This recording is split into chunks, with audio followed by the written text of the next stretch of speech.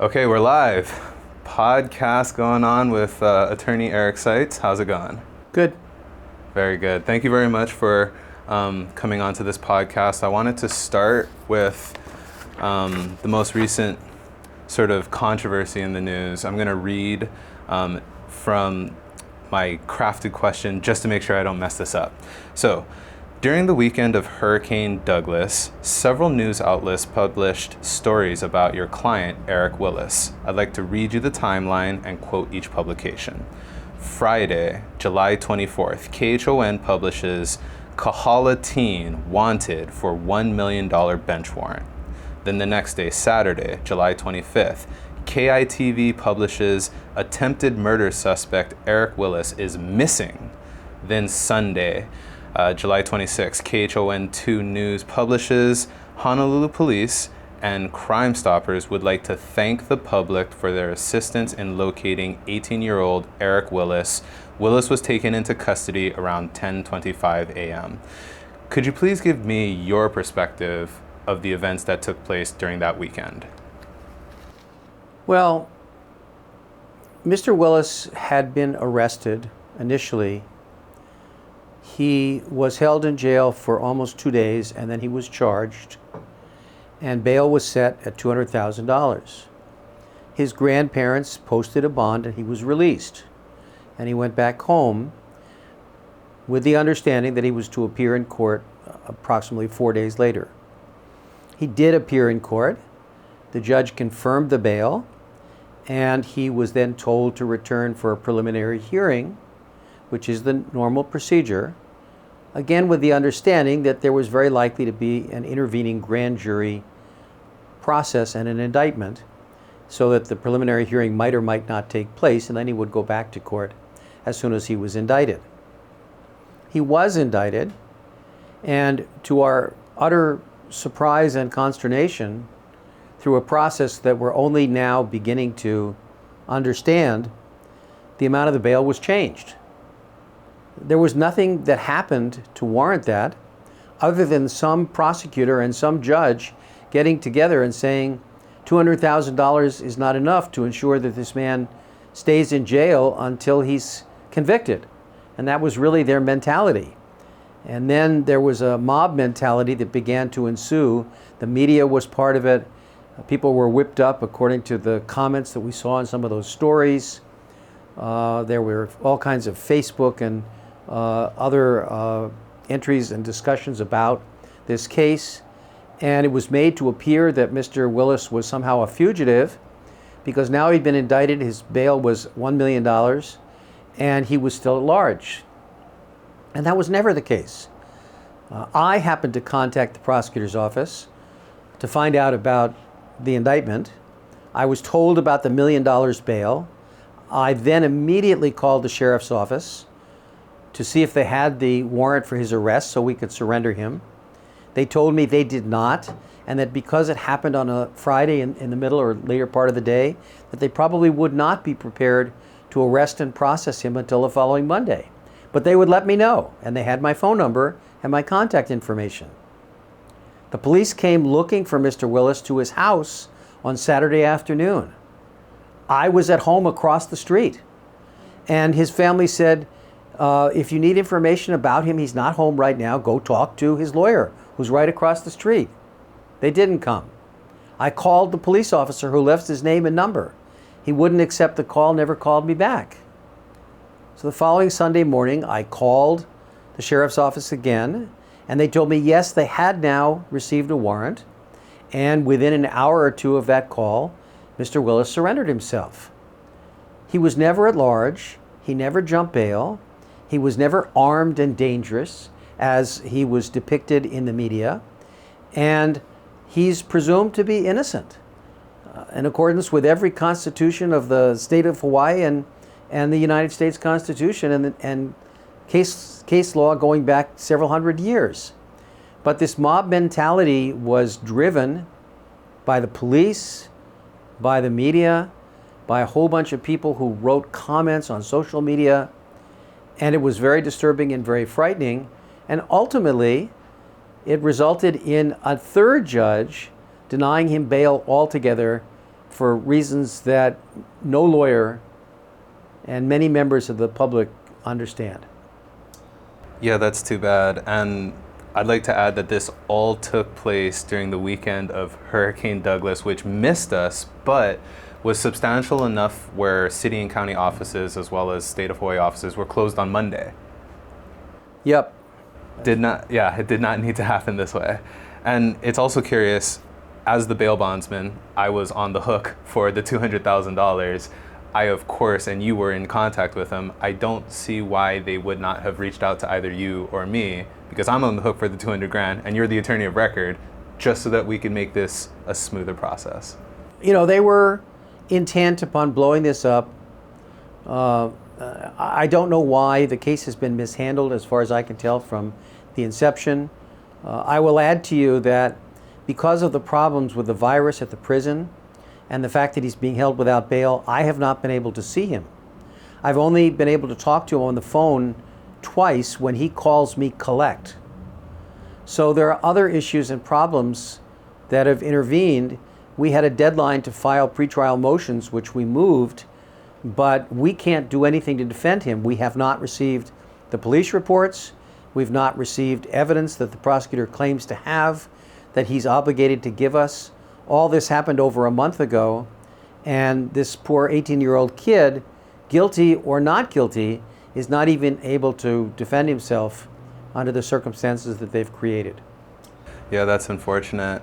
And I'd like to hone in and have my next question be about the amount of the bail. So within about a 17-day span, without any violation of condition of release, no new charges, his bail went from $200,000 to $1 million to no bail. And I've always thought, if it was that substantial, how come the no bail didn't happen early in the process?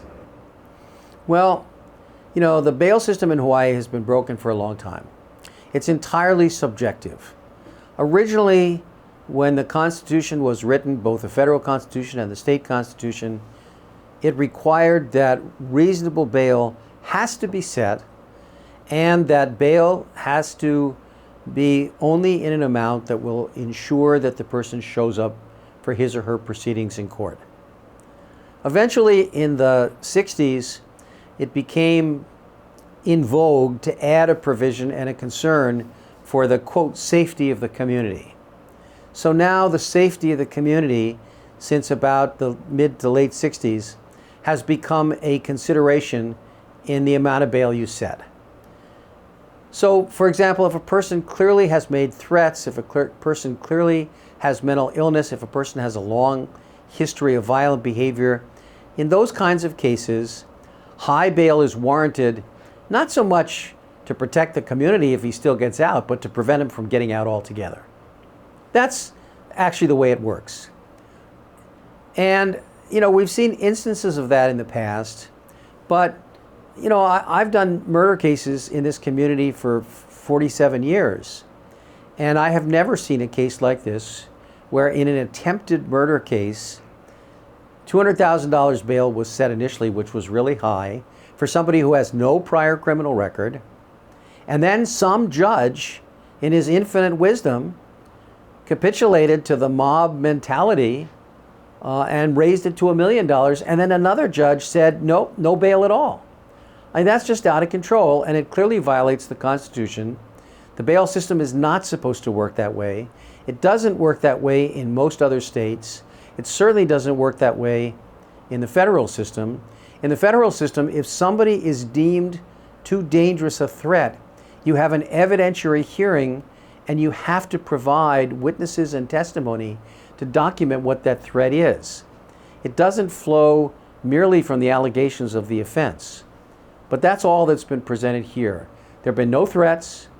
Mr. Willis was out for 10 or 12 days, didn't threaten any witnesses, didn't do anything he wasn't supposed to do, didn't take drugs, wasn't in any way non-compliant with his family or other people who were trying to help him. And yet this all happened, and it's very scary. Yeah, and I do feel as though there's been like a twisting of reality. There's been a spin. So, for example, the police went to his house and he's just not home. that doesn't necessarily mean he's on the run, armed and dangerous. Right. You're allowed to not be home when somebody goes to your house.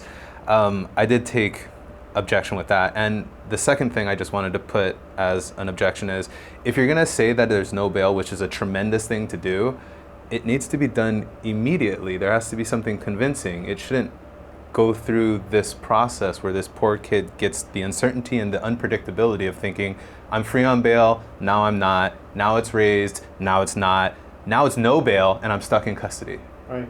Yeah, so I wanted to pivot and talk about the medical aspect as it pertains to detainees in custody.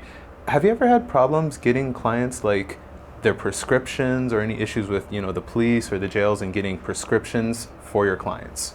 I have had problems.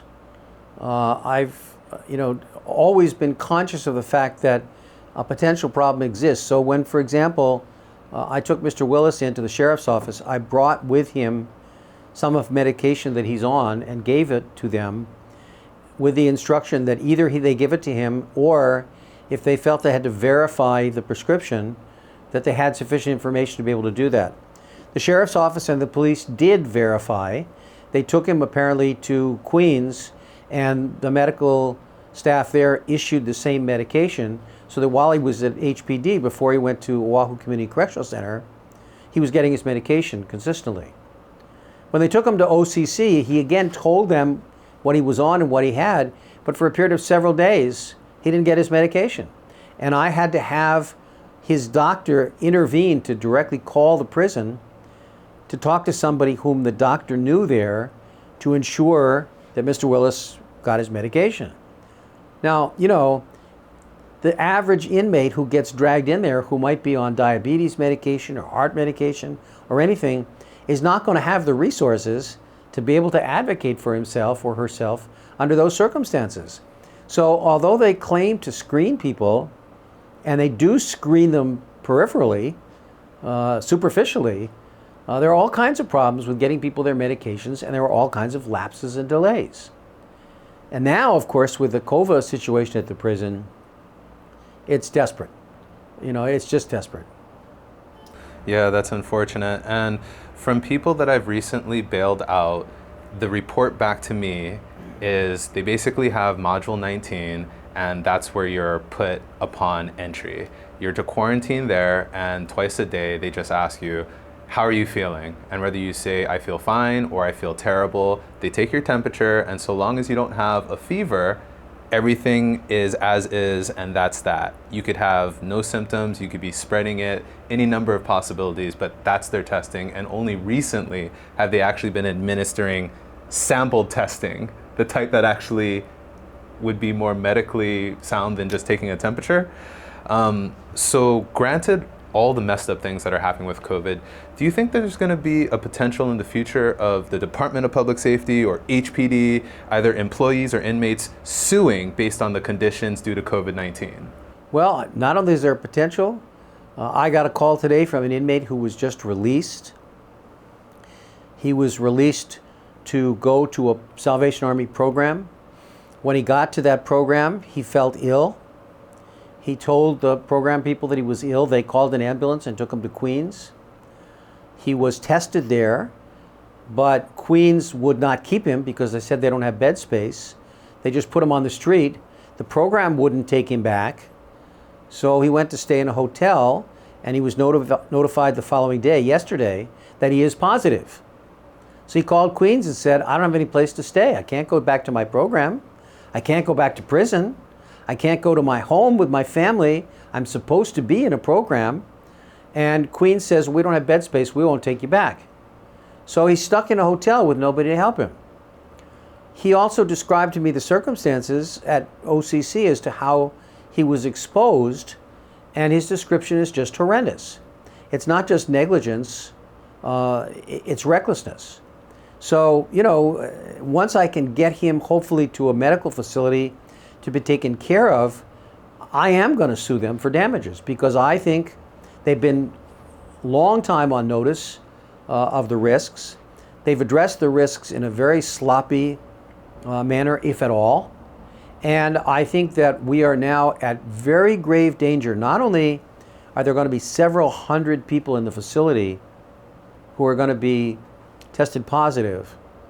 There are going to be staff who've been coming and going from that facility into our communities who are carrying the illness.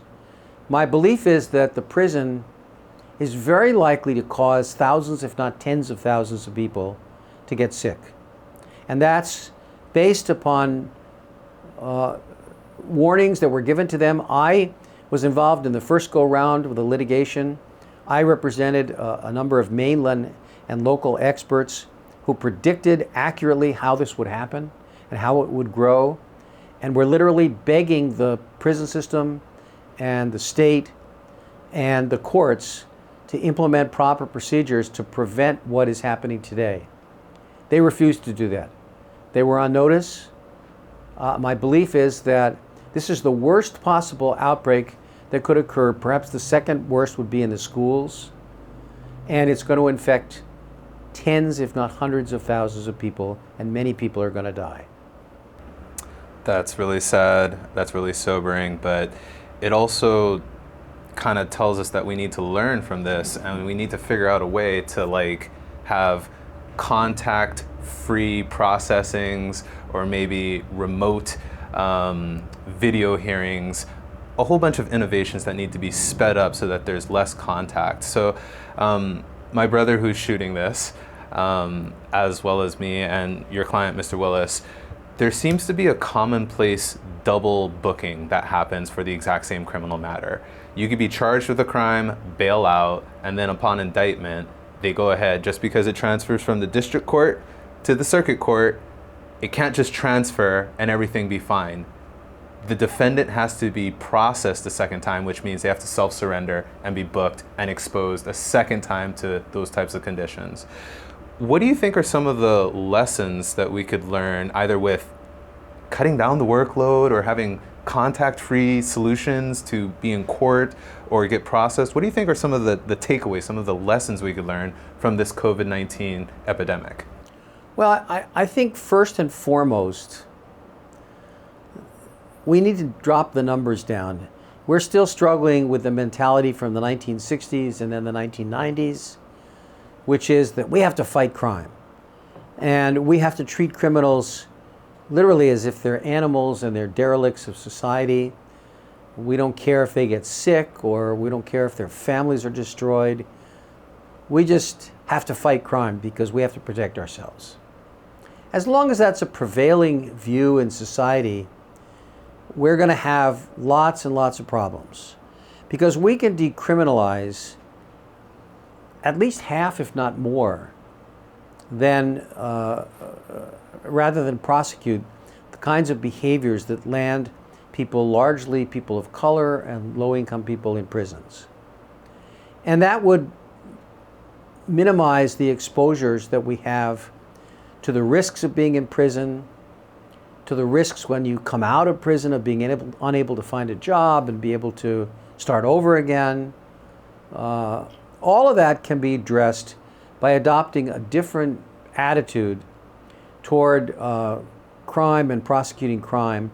And frankly, that was happening in this society. We have begun to repeal a lot of the acts that were passed by Congress and state legislatures, which had mandatory minimums and things of that sort. We've decriminalized a lot of drug behavior. We've adopted more diversionary programs. We're putting people in community settings where they can be given help and support rather than prison. We started to do a lot of that, and then the COVID situation intervened, and now everybody is saying, no, lock them up, don't let them out, keep them in prison. If they get sick, well, that's because of choices they made, too bad. And that kind of public sentiment and attitude is going to make it impossible for us to move forward with any kind of meaningful reforms. It's going to undercut a lot of the potential good that could come from the whole Black Lives Matter movement, because many, many more people are going to basically say, yeah, lock them up and throw away the keys because we need to be safe. Yeah, definitely a more progressive look has to be taken when we're trying to solve the problem. So I wanted to pivot and talk about something that I was very proud that you did. There was a case with a lesbian couple back in 2015 that you helped get them a settlement of $80,000, and I was so happy when you did that. For our listeners and viewers who don't know about that situation, could you explain what happened to that couple? Sure.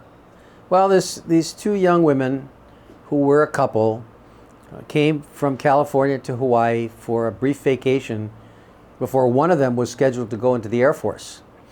And they were on the North Shore, and they went into a supermarket there, and they were showing public affection. They were kissing each other.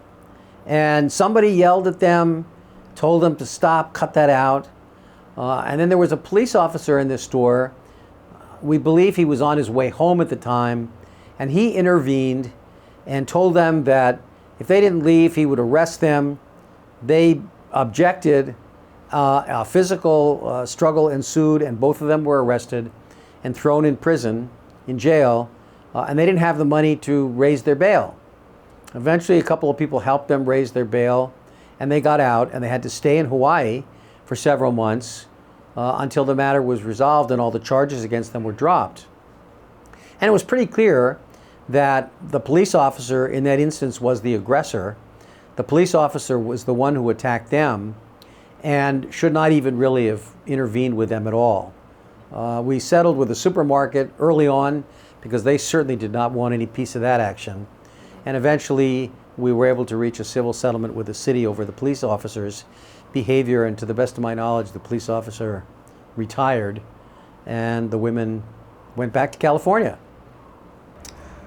That's a great story, and I'm so happy that they were able to get in touch with you and have that made right, because it's unfortunate, but sometimes the threat of a lawsuit gets better response than, hey, how about you just leave these two people who are in love to be? Like, why do you have to get in the middle of that? There was no excuse. There was no justification. They weren't harming anybody. They were just kissing.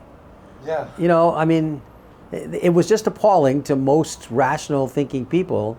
But as we've seen with recent events involving, black people and all these incidents where people get screamed at and yelled at and hostility comes out for no good reason, that's what happened there. Yeah, de-escalation is the key. That was the exact opposite of de-escalation to handle that whole situation. But yeah, thank you for that story. So you have quite an illustrious career in civil rights. You've worked with a lot of attorneys. You've worked in a lot of high publicity historical events, and you're also involved in the trial of the Chicago 7.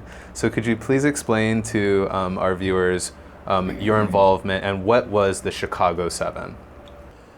Well, as most people remember, in 1968 there were huge demonstrations at the Democratic nominating convention in Chicago. I think it was in August of 1968. And the Chicago Police Department, under the leadership of Mayor Daley, attacked the demonstrators, attacked a lot of the delegates to the convention who sympathized with them. There were massive beatings and a lot of property destruction. And in the wake of that, the federal government decided to indict 8 people for conspiracy to riot. And they constructed the case somewhat carefully. They used a new law that had just been passed, a new federal law, and charged them under that law that makes it a felony to travel in interstate commerce for the purpose of rioting or organizing a riot. And they picked out 8, they thought, prominent people who were heads of anti-war organizations and other activities to blame them for what really had been the responsibility of the Chicago police and the city administration. The trial began in September, late September of 1969. The defendants were all gathered there, and on the first day of trial, one of the lawyers for Bobby Seale, who was a Black Panther leader, was not able to be there because he had just had gallbladder surgery. And Bobby Seale kept asking for a continuance, and the judge kept saying, no, you have plenty of lawyers. There are lots of other lawyers here. And Bobby said, no, I want my lawyer. And at some point, the judge, in response, said, well, there are all these other lawyers who participated in the pretrial pleadings and motions hearings. Where are they? Why can't they be here and represent somebody? So he issued an order calling for the arrest of 4 young lawyers who'd done the hearings at the pretrial stage, but who had never been intended to participate in the trial itself.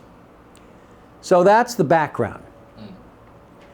I can't remember exactly the day, but on this day in September, I arrived in New York to start my first job after law school as the executive director of an organization called the National Lawyers Guild.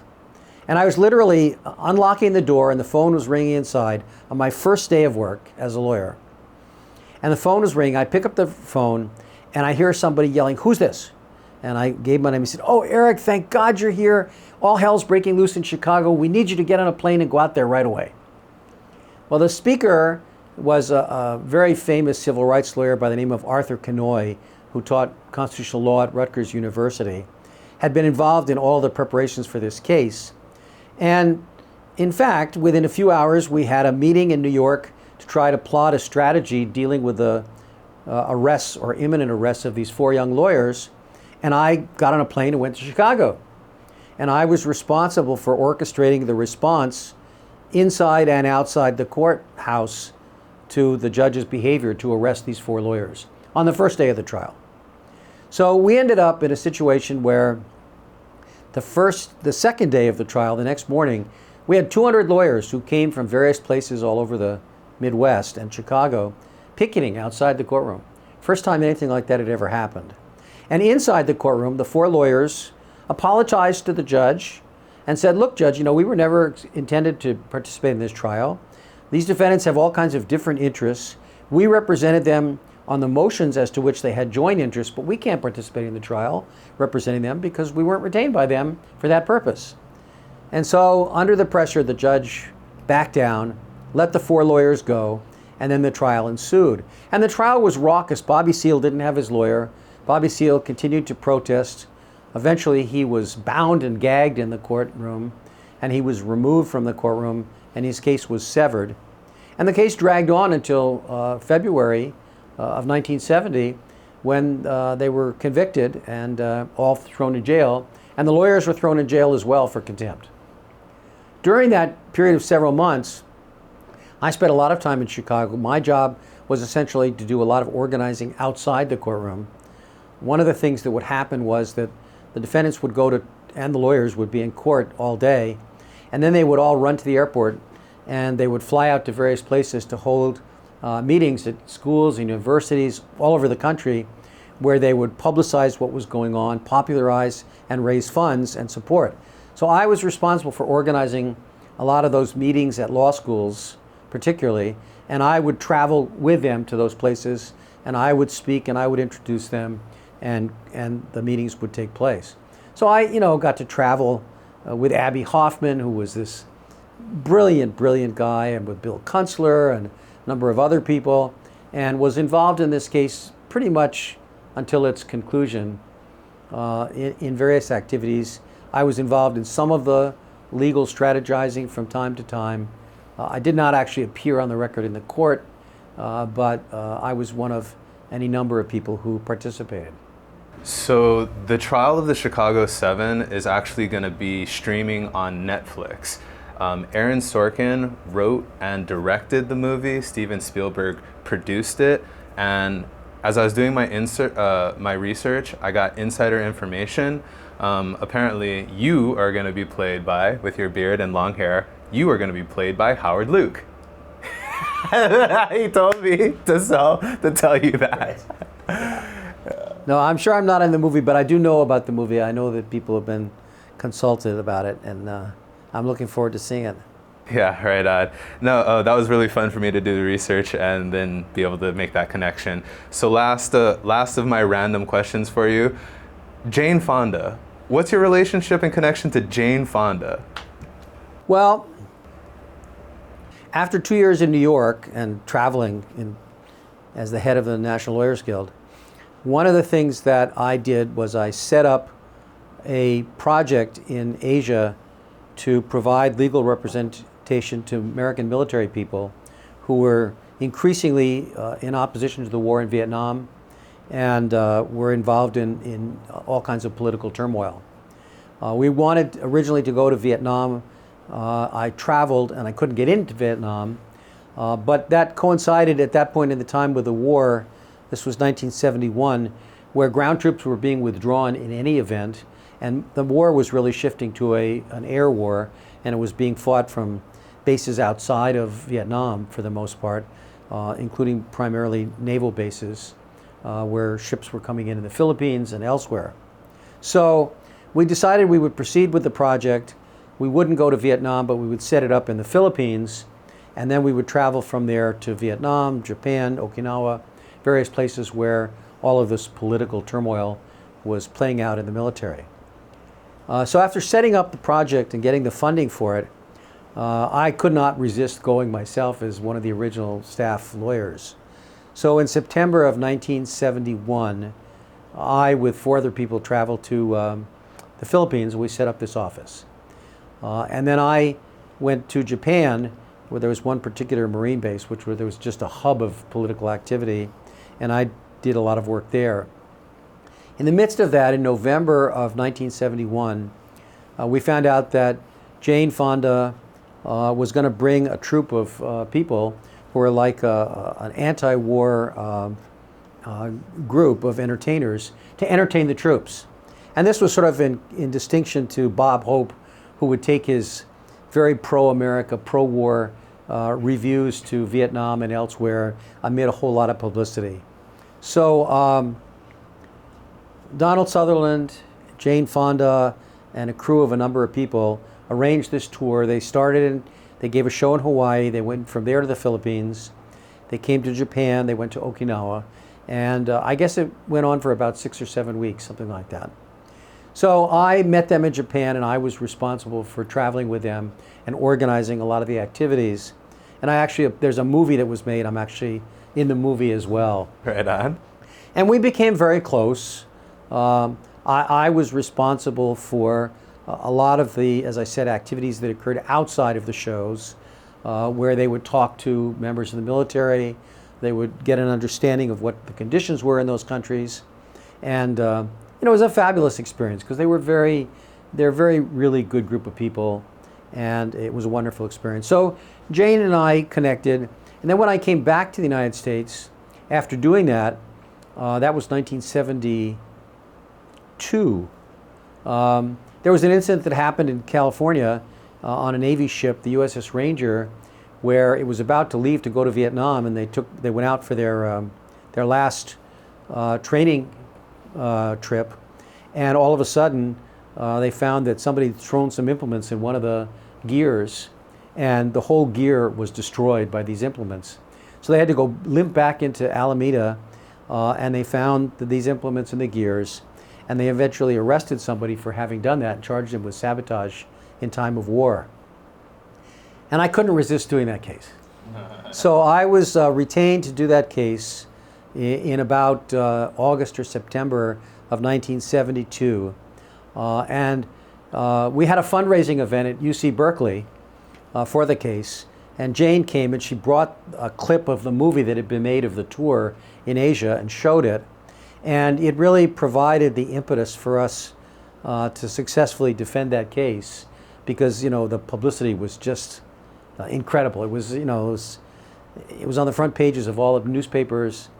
Well, the day that he was acquitted, almost a year later, my parents were getting on a plane in Paris, and somebody showed them the international edition of the Herald Tribune, and there I am on the front page with my client walking out of court when he'd been acquitted.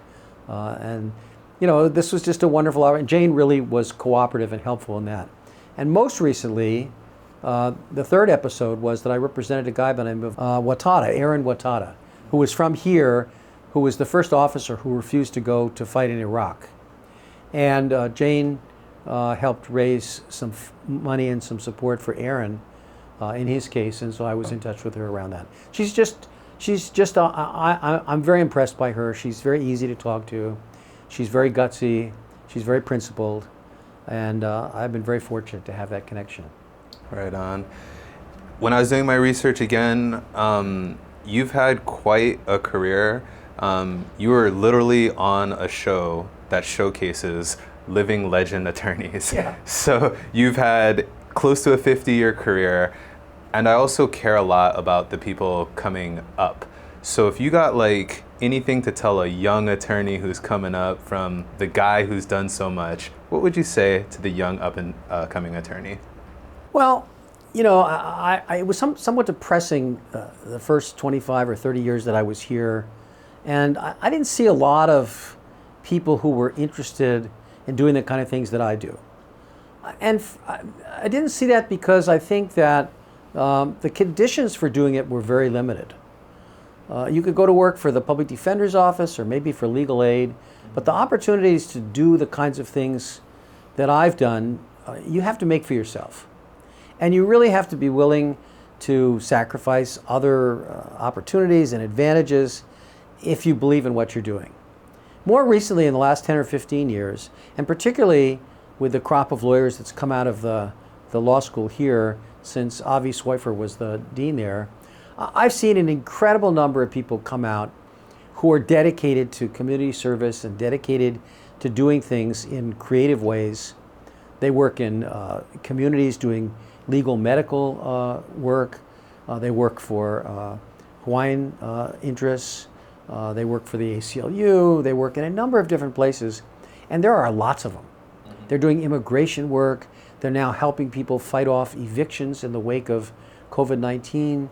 I mean, you know, I don't have to say anything to those people except basically that I'm there to help them, and they do call from time to time, and I'm very willing to, you know, help people when they get into any kind of difficulties to try to help them navigate the particular kinds of challenges. When I came here, there were 2 or 3 people who were old left lawyers who were notorious for their work with the ILWU. And the first thing I did was I went to see them, and they supported me to the hilt. Whenever I got in trouble, you know, one time I was in a very publicized turmoil, and the Chief Justice referred me for a disbarment to the Office of Disciplinary Counsel, and I got a call from one of those lawyers, Harriet Boslag, saying, "You better come in and talk. We better talk about this." So I had people who, you know, watched my back. And I think it's very important to do that, because if you're going to take on powerful interests, they're going to fight back. And you need to protect yourself, and you need to be in a position where you have people who will help you. And I've been fortunate in this community that I've always had that kind of support. And you pay it forward too. You represent Mr. Gerard Puana, who was framed for stealing a mailbox by Katherine and Louis Kealoha, who subsequently were proven guilty in federal court. There's also the hundreds of thousands of dollars that Katherine Kealoha had stolen from her own family. What's the latest on the efforts to recoup that so that the family could be made whole? Well, you know, I mean, just to go back a little bit, when this all started, when I was first dragged into this, kicking and screaming by Deputy Public Defender Ali Silbert, who really just took it on himself, we had no assurance that it was going to go the way it has. We were among the very few people who thought that they had been framed by the police chief, by a prosecutor, with the police department involved to the extent it was. And so it was a pretty scary and daunting challenge to take on at that early stage. Actually, I was in court yesterday for Mr. Puana. We had a hearing before a federal magistrate. We're trying to get the civil case going because it's been stayed while the criminal case is still unfinished. We're hoping that the sentencing will happen soon. In the meantime, we have recouped a good deal of money in the civil case that originally started all this, where Katherine sued her grandmother and her uncle, and we've been able to get back several $100,000. We've been able to get back a condominium. We've had some of the fees, the lawyers' fees that were paid to the lawyers who pursued that case have had to be paid back. So we've gotten, I would say, probably close to $500,000 back so far. But that's only a pittance compared to the amount of damage that was done. The damage was huge. We're still expecting the city and county to pay back a lot of that because institutionally the city and county was involved. It wasn't just a handful of individuals who did this. And so we're hoping to get that going, and we're hoping that there'll be some rational approach at some point. Up to now, the city has said, we're not responsible, we're not going to pay anything. So it's going to be a battle. So, Mr. Seitz, word on the street is you play to win, you advocate, and you take those really difficult cases that are just really, really important, and it seems as though you're in a position now where you're happy to mentor and give advice to people who reach out to you. So, how could people get in touch with you if they've been wronged or if they just need advice on some sort of civil rights issue? People find me. I'm listed in the phone book. I get 15, 20 calls a week from people who I just talk to and give them advice. Unfortunately, we can't take a lot more cases than we already have because we're involved in some huge undertakings right now that are occupying all of our time. But we're always open to talking to people and helping where we can. Very good. I'm happy that you do provide some sort of counsel or at least shoot them in the right direction. That's a very admirable thing that you do. So thank you very much for joining the podcast. I appreciate your time. Sure. Thank you. Thank you.